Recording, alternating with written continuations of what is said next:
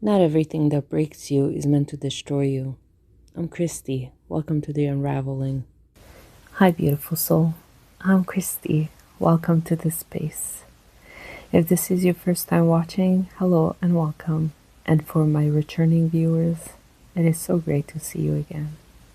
Short disclaimer, when I speak of divine feminine and divine masculine, I am referring to the energetic principles and not gender. They carry both within us, no matter our identity or expression. I think a lot of people hear the words divine feminine and immediately picture someone perfectly calm, glowing, healed, unbothered, sitting in a field and drinking her herbal tea under the moonlight. Meanwhile, in real life, most of us are just trying not to spiral while answering emails, doing laundry, overthinking text messages, and wondering why this journey feels like it cracked us open emotionally. So I want to talk about the divine feminine energy in a way that actually feels human. Because stepping into your feminine energy is not about becoming perfect. And it is definitely not about becoming passive. It is about becoming connected to yourself again. That's it. And honestly, many of us only realize how disconnected we have been after something shakes us awake.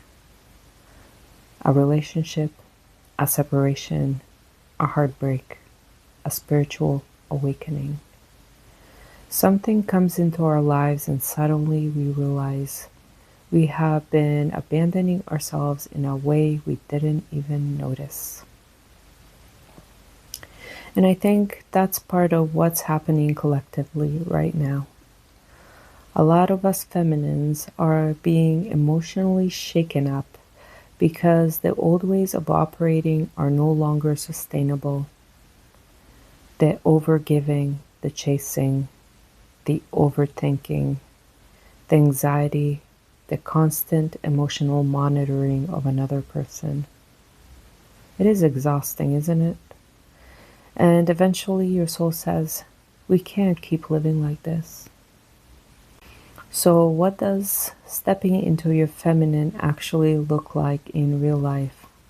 Honestly, sometimes it looks incredibly ordinary. It looks like eating properly instead of emotionally spiraling all day, getting enough sleep, drinking water, cleaning your space because your environment affects your energy, taking care of your body not to become more attractive, but because your body is where you live. It looks like noticing when your entire emotional state depends on whether someone texted you back. That one is huge because many of us feminines have unknowingly built their nervous system around external validation. If he's warm, you feel safe. If he pulls away, you collapse emotionally. That's not feminine embodiment. That is survival mode. And I say that with compassion because I've been there too. The feminine is not meant to live in constant emotional reaction. She's meant to feel deeply, yes, but also to remain rooted within herself. And this is where things start shifting. Because the moment you stop making another person the center of your emotional universe, you begin returning to your own energy. You start asking, what do I need today? What would make me feel grounded? What parts of myself have I neglected? And at first it can feel uncomfortable because many of us were conditioned to pour everything outward, to nurture everyone except ourselves, to wait for love instead of becoming loving towards ourselves first. But feminine energy becomes magnetic when it is full within itself. Not perfect, not emotional, not pretending not to care, just deeply connected to self. And honestly, I think that's why so many people are being triggered right now. Not to punish them, but to reveal where fear, dependency, avoidance, and emotional wounds are still running the show. Because union, real union, cannot stabilize through fear. It can grow through constant chasing and emotional chaos. Something more grounded is trying to emerge. And I think many feminines are being guided back toward themselves first. Not because love is being taken away from them, but because they're being asked to stop abandoning themselves inside love. And maybe that's the deeper shift happening right now. Not becoming some perfect divine feminine, but becoming a woman who can finally hold love without losing herself in the process. If you stay till the end, I just want to thank you for being here.